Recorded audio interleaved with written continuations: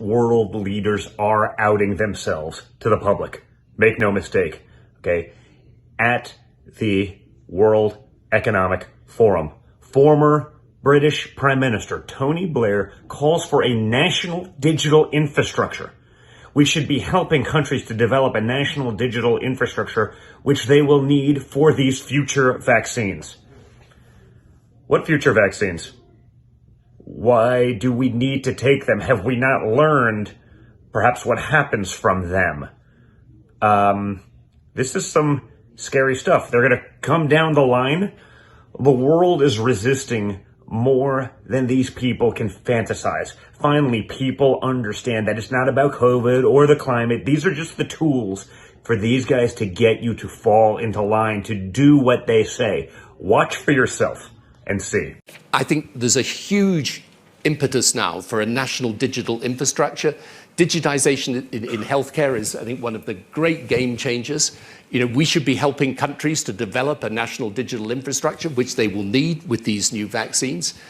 And then, finally, it's also about showing people and showing the political leadership that you can make a positive difference to your healthcare system by adopting these measures, because they've got an impact beyond any particular disease or pandemic. Okay, the World Economic Forum, this is a cult.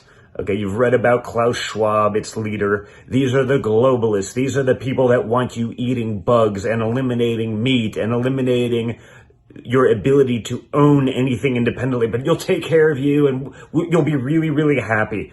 They're pushing communism times 10. This is insanity, but we're letting them get away with it. These are some of the most powerful people in the world. They're rushing to Davos in thousands of private planes with a carbon footprint like no one would ever imagine, while simultaneously lecturing you on using a gas stove or a car. These are the biggest polluters in the world, telling you how you should live, but they know they're powerful enough that they won't have to actually comply with these things. These people, in my mind, are absolutely evil.